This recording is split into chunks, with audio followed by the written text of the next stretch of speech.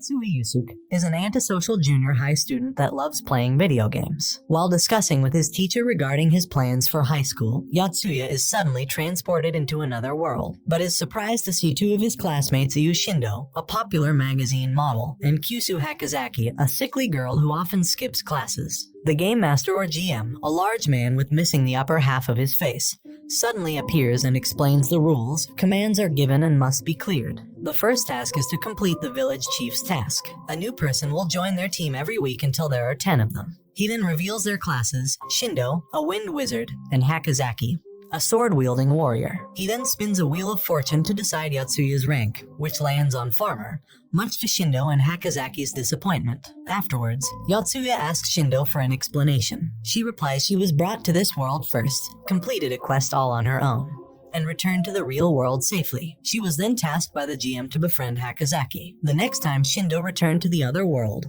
Hakozaki was already there. In Yotsuya's case, they were tasked with being left alone with him. On the way to the village, they are attacked by a band of goblins. Yotsuya tries to attack the goblins with his sickle, but his weapon breaks instantly. Shindo attempts to use her wind magic, but it only summons a small gust of wind. Yotsuya pins his hopes on Hakozaki, but she is too afraid to get close to the goblins, and she throws her sword at them instead, to no avail. Yotsuya tries attacking with his hoe as a last resort, but even that is destroyed, and he is killed. He is afraid at first, but finds that he is revived after 30 seconds, and he yells at Shindo for not telling him that this would happen sooner. He then has an idea, and tells Shindo to kick up a gust of wind, blinding the goblin, allowing him to stab it point blank with his broken hoe. While resting at camp that night, Yotsuya asks Shindo what would have happened if they all died at the same time. Shindo says that if that were the case, then all of them would also die in real life. To Yotsuya's horror, he asks what the reward for completing the quests are, and she replies that you are allowed to ask the GM one question. Shindo and Hakozaki ask the GM, "Why me?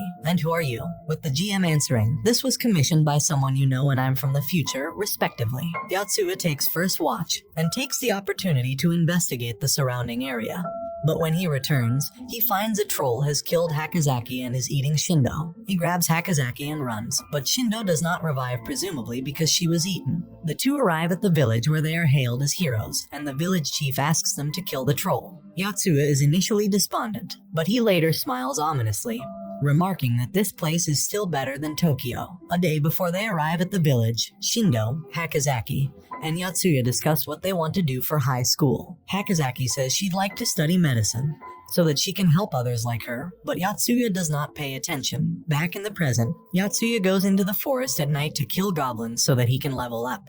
But he misses the final goblin, just as he is about to level up to 10. He wonders if there was any way to switch his class. While touching a log point, a magic circle that when touched, replays memories of the area, he gets an alert that Hakozaki died. He looks towards the village and sees it aflame. He realizes that the troll could be responsible, and he rushes over, not knowing what would happen if they failed the quest. He arrives at the village and touches a log point, showing a memory of Hakozaki practicing swinging her sword, as she tells a village boy that the reason she is trying so hard is because in the real world, she must undergo several expensive medical procedures to stay alive, and she doesn't want to be a burden on anyone. It then shows her attempting to defend the village from the troll, but she is killed. The memory moves Yotsuya, who reflects that he does not care about anyone at all, both in game and in real life. He runs away from the troll, but quickly realizes that he cannot outrun it forever. Right before he is crushed, he spots the goblin he was not able to kill earlier, and he throws his wooden shaft, killing it and leveling him up to 10. Time stops, and the GM appears. He spins the job wheel again, which lands on Chef,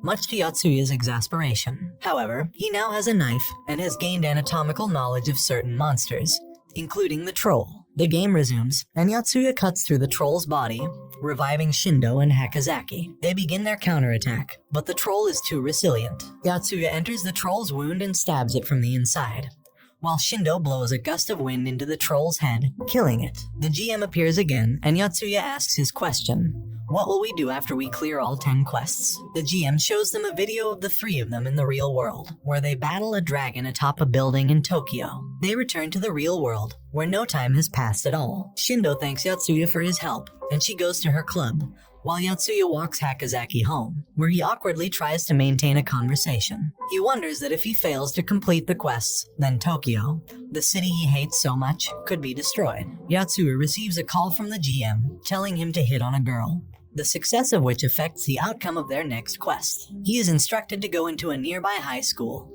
where he finds a bespectacled girl being bullied and stripped by 3 other girls. He grabs their phones and destroys their belongings, and escorts the girl home. He asks her why she was being bullied, and she says it was not bullying, but revenge. While on a livestream, she said that she knew a girl that would only act cute with boys around, and her friend thought that she was talking about her. That night, Yotsuya is transported back to the game world, where, as expected, the girl from earlier is also present.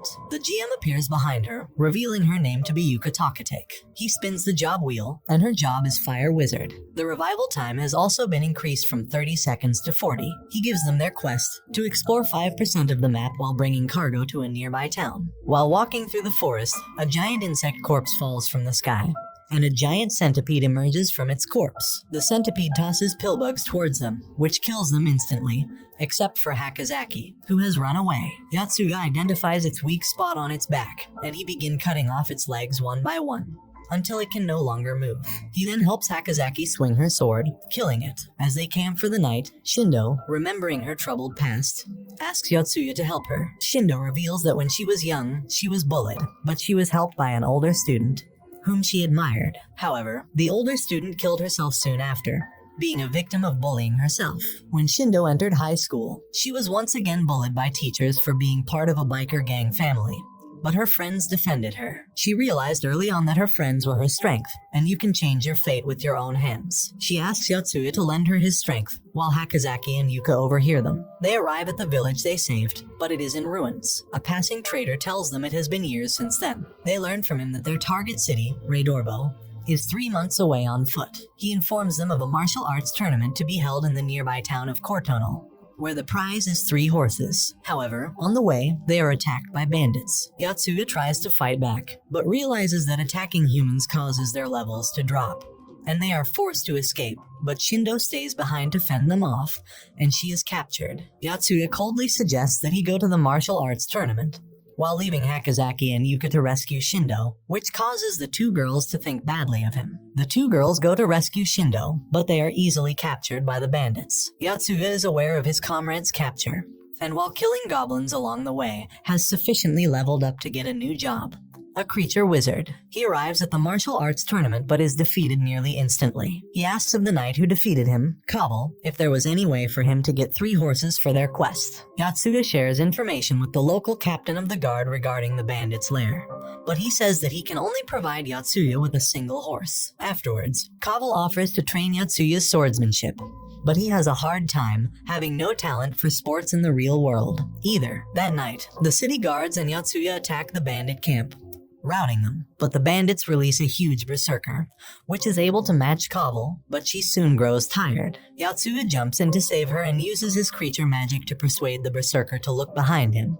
distracting him long enough for Kabul to kill him. They rescue Hakozaki, Shindo, and Yuka, who are distraught to learn that Yotsuya died in the first round. Because their party only has a single horse, Kabul proposes that she and her guards escort them to Reidorbo, on the condition that upon arriving, they will retrieve their horses, and that Kabul will train them in swordplay. Yuka, who has lived her whole life trying to study medicine for her sickness and her mother, finds her identity and morals shaken as she observes the death around her. As the group camps for the evening, Yuka confides in Shindo about the death she witnessed earlier, while Yotsuya cooks for everyone. Kabul approaches them and says they should begin their training soon. Yotsuya explains that Kabul is a bit of an oddball.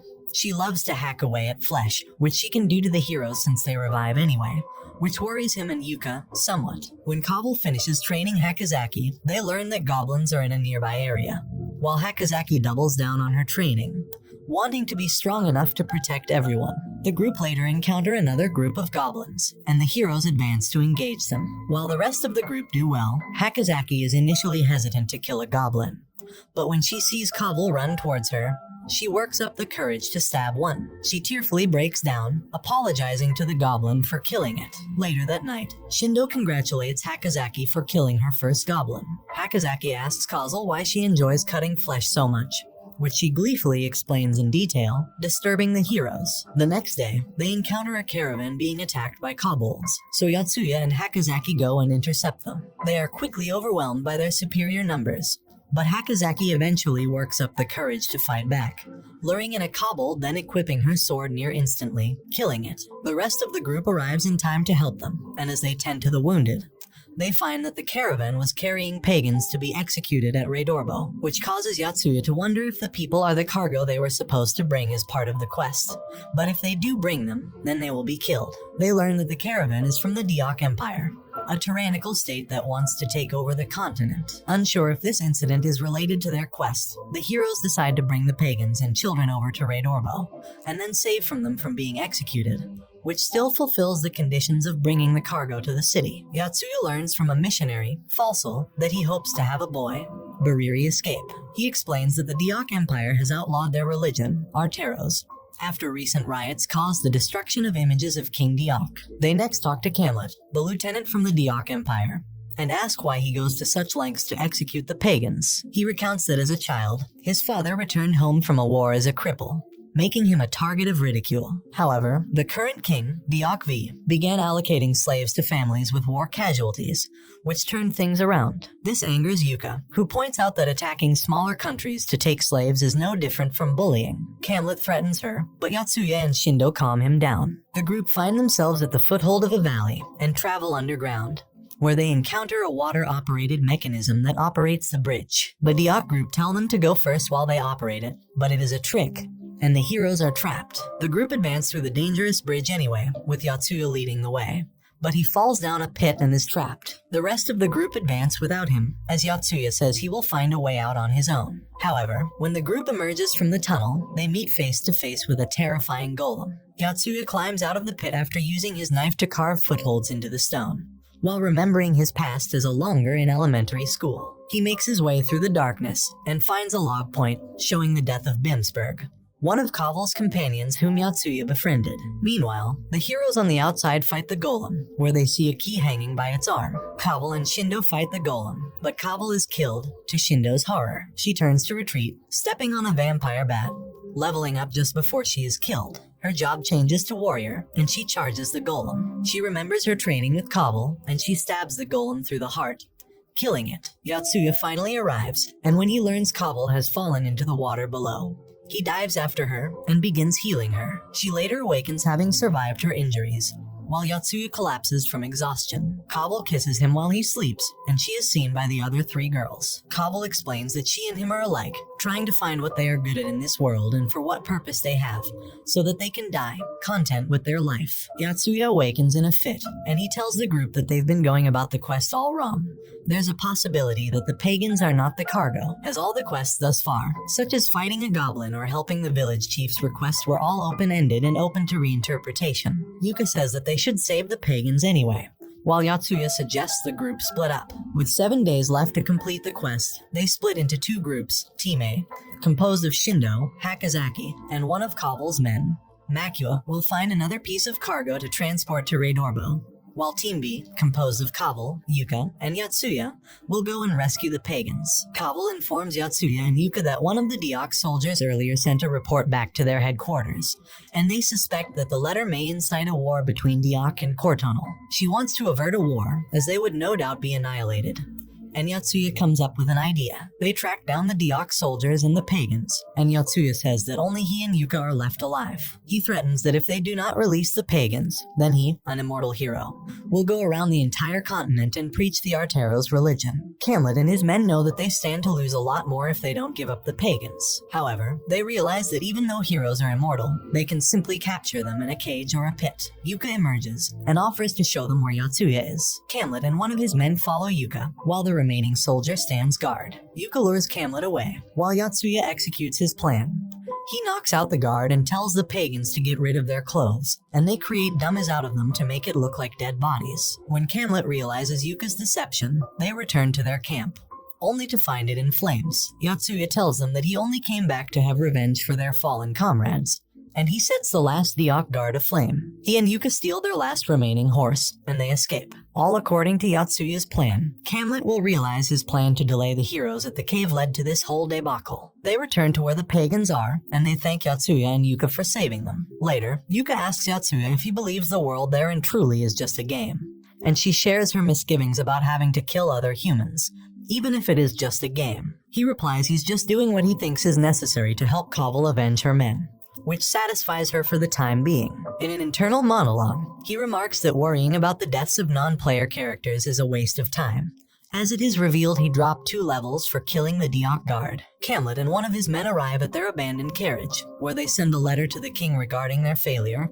and of the hero's revenge. However, Kaval appears and kills the last of Camlet's men, as Camlet himself is left in a state of confusion over what the truth really is. Kaval tells him to pick up his weapon and fight, and she tells him that the pagans are alive and well, while his subordinate was painfully burned, bringing him to a state of despair. She cuts him down and executes him. The king has received Camlet's report, and now aware that the heroes are against him, instructs a hooded man to find a way to kill them. Meanwhile, Shindo, Hakozaki, and Makua finally find a courier to escort back into Reidorbo, but it already has an escort. The man challenges them to a fight, but Shindo defeats him handily, and they guard the courier back. Later, Yotsuya, Yuka, and Kaval prepare 3 sets of cargo to deliver to the city. Yuka notices that Kaval appears flustered around Yotsuya, and she guesses that she wants to confess to him. She makes efforts to try and get them alone together on their trek to Reidorbo, but all of them fail or backfire. While camping, it turns out that all Kaval wanted to say was to give her thanks to Yotsuya for giving her the opportunity to avenge her men. Much to Yuka's exasperation, their group is the first to arrive at Reidorbo, but the first 2 pieces of cargo they deliver, the pagans to the church and the weapons of the slain Deok soldiers, fail to complete the quest. They give their final piece of cargo, the heads of the slain Deok soldiers, to the local guards, which is sufficient to clear the first quest. Shindo, Hakozaki, and Makua soon arrive as well, and the group reunites. With only 1 day left, the group splits up to complete the other quest. Explore 5% of the map. Yotsuya and the others split up to cover as much ground as possible, and they initially make good progress. Kaval and Makua stay behind at Reidorbo, and Kaval reminisces about Yotsuya and their farewell the day before. She misses him, but she decides her place is at the battlefield. She notices that snow has begun falling, and Makua tells her that a blizzard is approaching. The heroes are suddenly met with a furious blizzard, and each have moments of self-reflection. Yotsuya is able to bundle up by equipping all his collected tops, and is able to keep himself warm, and worries if they are able to clear the last few portions of the map they need within the few hours they have left. He suspects that this time, they won't be able to revive, as the revival conditions only happen if they are able to resurrect in a hospitable place. He realizes if they die of hypothermia, then reviving means they simply die of the cold again within seconds. Yaku is left with just her robes, and she begins freezing. She longs for a romantic experience, similar to the mobile dating games she plays. She notices she is the only one constantly stopping,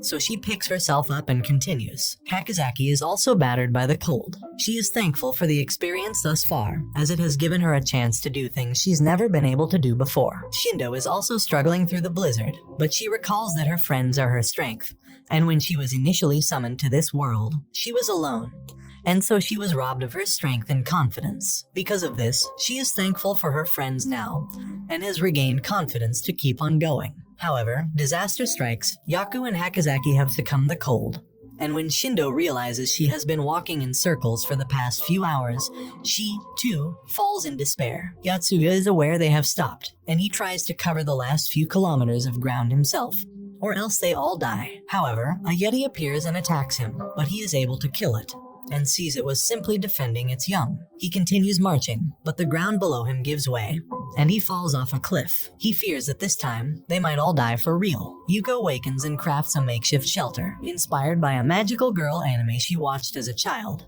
She begins to travel onwards. She recalls that, in order to survive, she clung on to strong individuals, and she sees no reason why this is such a bad thing to do. Meanwhile, Yotsuya died after falling from the cliff, but resurrects after his body ended up in an underground tunnel. He explores the caves, and he is initially afraid of the earthworms that inhabit it, but they turn out to be harmless. Hakozaki realizes that she can no longer revive due to the hypothermia, while Shindo, while running towards the lights of a nearby village, dies after falling through the cracks of a frozen lake. This alarms Yotsuya, but soon, he too is killed when he is eaten by a man-eating worm. Yuka is initially in despair when she learns all three of them have died with no way of reviving. But she remembers how she badly wanted to be a magical girl in the past. With newfound courage, she casts a heating spell with the last bit of her magic. She is encouraged by the image of a boy from one of her dating simulations, as well as the magical girls from her childhood anime. Just as she is about to reach her wit's end, she is saved by a sorceress riding a white tiger, who sensed her cast her heat magic earlier, and she gives her a ride across the tundra. Yuka realizes she only has a few seconds left, and when the sorceress learns she is in a hurry, she casts wind magic that allows them to fly across the sky, clearing the quest just in time. Yotsuya, Shindo, and Yuka are relieved to be alive. Yuka is initially prideful that she cleared the quest, saving everyone. But when the GM appears and is given an opportunity to ask her question, she asks if this world a virtual world or a real one. The GM answers that this world is real, but it is a parallel world. He explains that every choice in human history has given birth to an unlimited number of parallel worlds, meaning that every person and monster in this world is living flesh and blood. Yotsuya is paralyzed, realizing that he killed a human being. The group return to the real world, where they make use of their experiences and skills from the other world. However, Yotsuya remains antisocial due to the trauma from killing a human, though his physical abilities have improved. Yuka has also begun playing light sports, a vast improvement. Shindo is worried about Yotsuya, especially after learning from Yuka that for their plan to save the pagans, he had to kill a person. On the way home, Yotsuya receives a text from the GM, asking him what it felt like to kill a person. This troubles him, and when he arrives home, the GM, taking the form of a young girl in a straw hat, is there waiting for him. Yotsuya answers his question by saying that even though the Deok Empire guards had their reasons for abandoning them in the cave, he still regrets killing one of them, and had he known they were real people, he would have decided against killing them. The GM talks about the next player, whom he wants Yotsuya to meet.